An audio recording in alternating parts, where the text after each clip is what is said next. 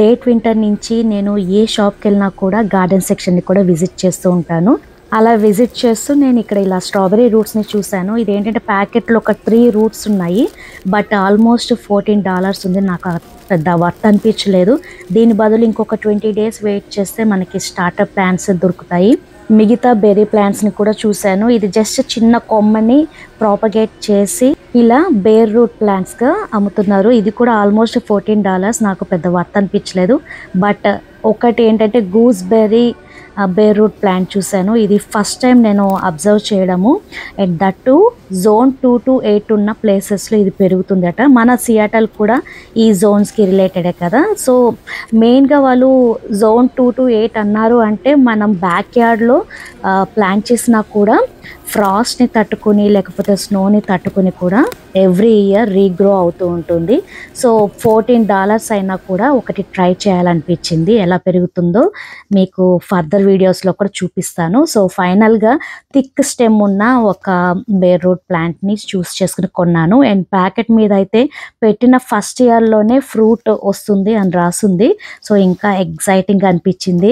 That ఉసిరికాయ చెట్టు ఎంత మంచిది కదా హెల్త్కి. సో నాకు ఇంకా దీన్ని పెంచాలనిపించింది. నాకైతే ఏ ప్లాంట్ని పెంచినా ఎప్పుడు సక్సెస్ ఉంటుంది. సో అదే నమ్మకంతో దీన్ని కూడా తెచ్చాను. సో చూస్తున్నారు కదా, ప్యాకెట్ విప్పాక అయితే ఇట్లా ఉంది. ఒక చిన్న స్టెమ్ రూట్స్ వచ్చాక ఇలా మల్చ్తో కవర్ చేసి ఈ విధంగా ప్యాక్ చేశారన్నమాట. సో ప్లాంట్ చేసే ముందు దీన్ని ఒక 1 hour పాటు నీటిలో సోక్ చేస్తున్నాను. కొంచెం లూక్ వామ్ వాటర్లో సోక్ చేస్తున్నాను.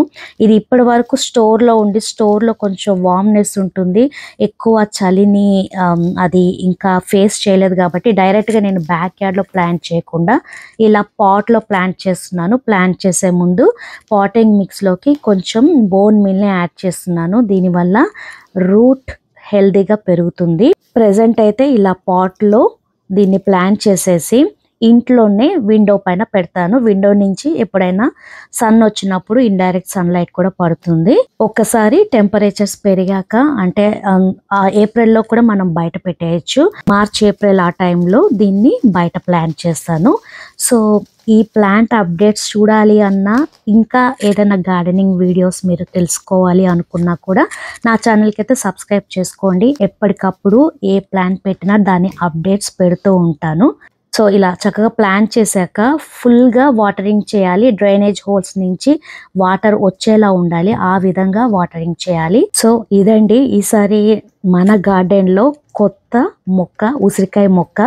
ఇది చెట్టు అయ్యి మంచి మంచి కాయలు ఇవ్వాలని చెప్పి కోరుకుంటున్నాను. సో సియాటల్లో ఉన్న వాళ్ళు మీకు కూడా ఈ ప్లాంట్ దొరికితే ట్రై చేయండి. Happy gardening.